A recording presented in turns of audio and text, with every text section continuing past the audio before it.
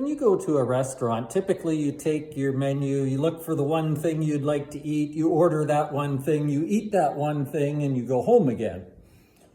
But you don't always have to eat like that, right? There are other ways to do it.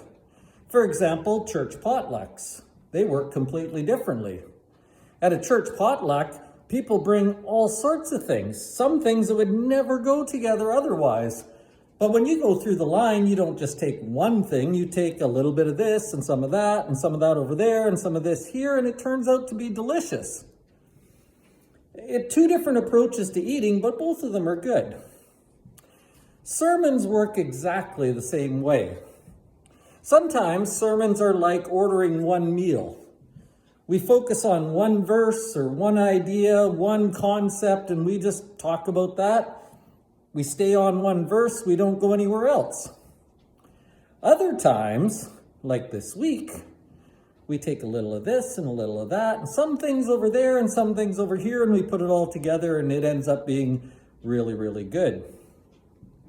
I'm thinking about food because I'm thinking about Thanksgiving. It's Thanksgiving long weekend here, and I'm going to do a sermon about thankfulness. But I don't want to do the typical thankfulness sermon that you might hear at every church anywhere. I wanted to do something different. And so I've been thinking about our words. I've been thinking about the power of words and the things we say to each other and the things we say to ourselves and the things we can say as we teach other people. And I've been thinking about words in lots of different ways.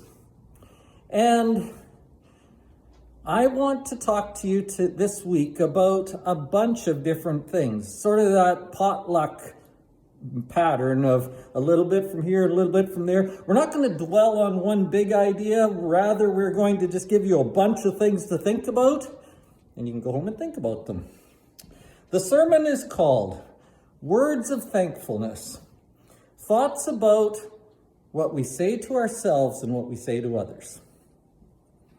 Our words can be really powerful for good, and I'm going to try and encourage you to use your words this week. In our Bible study, we are in 1 Kings 22. This is the end of the book of 1 Kings, and it's also the end of King Ahab.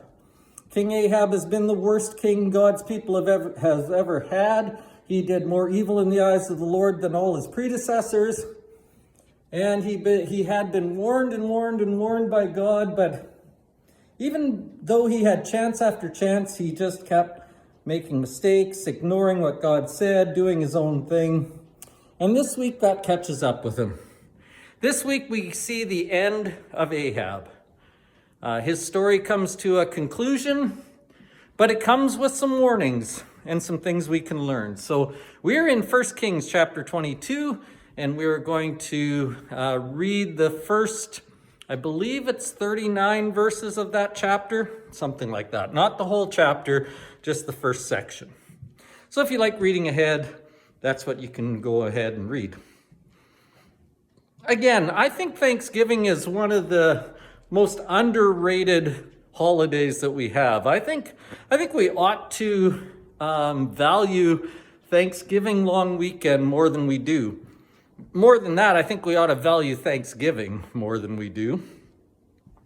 That attitude is sorely lacking in most of our society, and we'd be better off if we could increase the volume on our gratitude and our Thanksgiving. So this weekend you won't learn anything new at church? Well, actually, that's not true. You might learn a few new things as I think about the sermon, because I learned some things I hadn't thought about before. But mostly you're going to get some reminders. Some reminders of some things you already know, some reminders of some things that you can do, some reminders of some things that will make a difference starting this week. We'll see you there.